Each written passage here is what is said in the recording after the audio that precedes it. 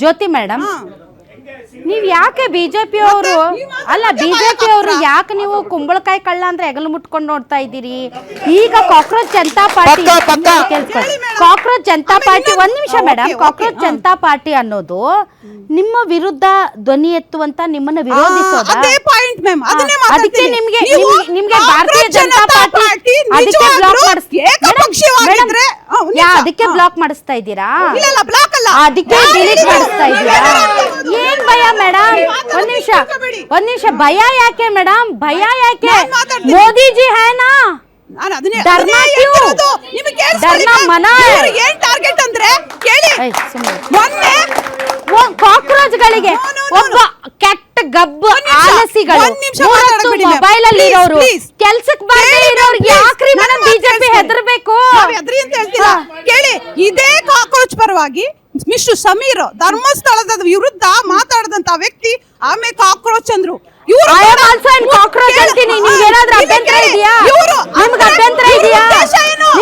Sameer ಬಿಟ್ಟಾಕಿ madam. ಒಂದ್ ನಿಮಿಷ ವ್ಯವಸ್ಥೆಯ ವಿರುದ್ಧ ಮಾತಾಡೋರನ್ನ ಮೇಡಮ್ ಜ್ಯೋತಿ ಮೇಡಮ್ ಸಮೀರ್ ಬಿಡಿ.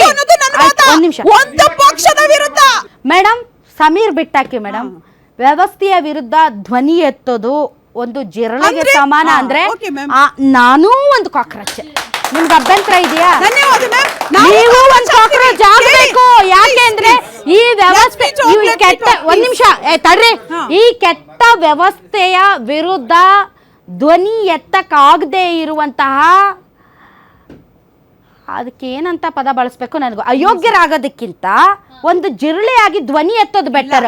ನೀವು ಜಿರಳೆ ಆಗ್ಬೇಕು, ಯಾಕಂದ್ರೆ ವ್ಯವಸ್ಥೆಯ ವಿರುದ್ಧ ನೀವು ಧ್ವನಿ ಎತ್ತಬೇಕು.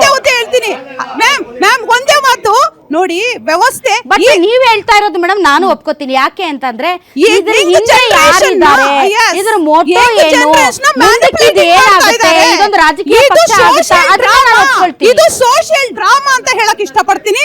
ಯಾವುದೇ ಒಂದು ಪಕ್ಷದ ನಿಲುವಾಗಲ್ಲ ಇದು. ಸಣ್ಣ ಇಷ್ಟು ರೀಚ್ ಆಗ್ಬಿಟ್ರೆ ಒಂದ್ ಪಕ್ಷ ಆಗಕ್ ಸಾಧ್ಯನೇ ಇಲ್ಲ ಅನ್ನೋದು ನನ್ನ ವಾದ.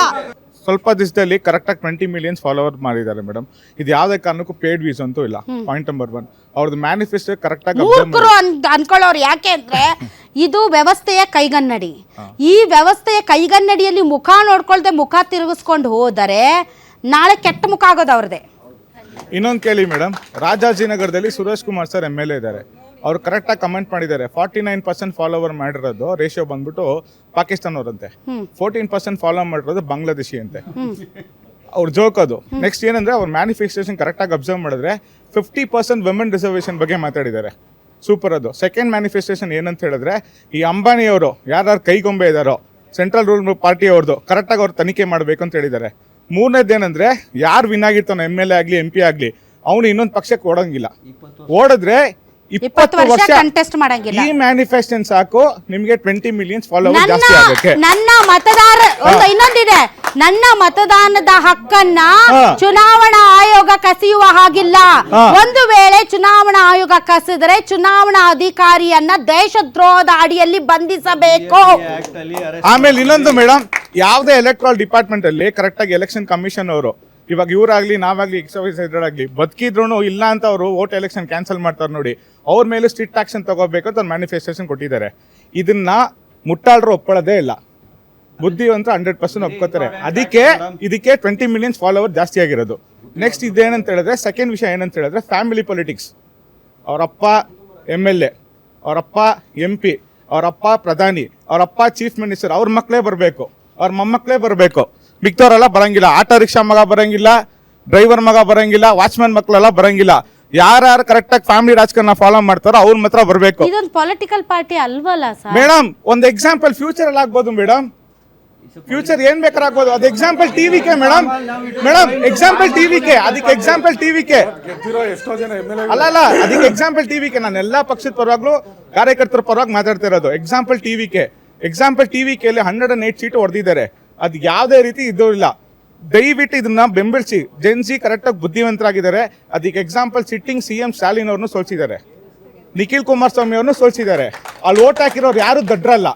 CM ಮಕ್ಕಳು ಬರ್ಕೂಡ್ದು ಅನ್ನೋದಕ್ಕೆ ಒಂದು ಎಕ್ಸಾಂಪಲ್ ಕರುಣಾನಿಧಿ ಅವ್ರ ಮಗ ಸ್ಟಾಲಿನ್, ಕುಮಾರಸ್ವಾಮಿ ಅವ್ರ ಮಗ ನಿಖಿಲ್ ಕುಮಾರಸ್ವಾಮಿ, ಬೊಮ್ಮಾಯಿ ಅವ್ರ ಮಗ, ಅವರು ಸೋತಿದ್ದಾರೆ ಮ್ಯಾಮ್. ಅವರು ಸೋತಿದ್ದಾರೆ. ದಿಸ್ ವಾಯ್ಸ್ 20 ಮಿಲಿಯನ್ ಏನು ಫಾಲೋವರ್ಸ್ ವಾಯ್ಸ್ ಇದೆ ಅಲ್ಲ ಸರ್, ಅದು ಒಂದು ಡಿಫ್ರೆನ್ಸ್ ಮಾಡಬಹುದಾ, ಒಂದು ಬದಲಾವಣೆ ತರಬಹುದಾ? ಖಂಡಿತ ಮಾಡುತ್ತೆ, ಯಾಕೆ ಮಾಡಲ್ಲ ಅಂತೀರಾ? ವಾಯ್ಸೇ ಮೇಡಮ್ ಒಟ್ಟು ಅದಾದ್ಮೇಲೆ ಉಳಿದಿದ್ದಲ್ಲ. ಅದಕ್ಕೆ ಐಡೆಂಟಿಟಿ ಬೇಕಾಗಿಲ್ಲ. ವಾಯ್ಸ್ ಎಲ್ಲ ಒಟ್ಟಿಗೆ ಸೇರಿದ್ರೇನೆ ಒಂದು ಆಪ್ ಅಂತ ಹುಟ್ಟಿತು. ವಾಯ್ಸ್ ಅನ್ನೋದು ಒಟ್ಟಿಗೆ ಸೇರಿದ್ಮೇಲೆ ಒಂದು ಜಲ್ಲಿಕಟ್ಟು ಅನ್ನೋ ಪ್ರೊಟೆಸ್ಟ್ ಚೆನ್ನೈಯಲ್ಲಿ ನಡೆಯಿತು. ವಾಯ್ಸ್ ಅನ್ನೋ ಒಂದು ಪ್ರೊಟೆಸ್ಟ್ ಬಂದ್ಬಿಟ್ಟು ತಮಿಳ್ನಾಡಲ್ಲಿ ಬಂದ್ಬಿಟ್ಟು ಐಡೆಂಟಿಟಿನೇ ಅಂದ್ರೆ could be a film star but you don't have any background in political but made it as a CM. So voice ನ ಬಂದು ಅಷ್ಟು ಹಗುರವಾಗಿ ನಾವು ತಗೊಳಂಗಿಲ್ಲ. Voice can do anything. ಅದು ಬಂದ್ಬಿಟ್ಟು ಇವತ್ತು ಬಂದಿರೋದು ಒಂದು ಒಳ್ಳೆ ಕ್ರಾಂತಿ, ಒಂದು ಒಳ್ಳೆ ಬದಲಾವಣೆ ನಮ್ಗೆ ಸಿಗುತ್ತೆ ಅನ್ನೋದ್ರಲ್ಲಿ ಏನು ಡೌಟ್ ಇಲ್ಲ ನನಗೆ.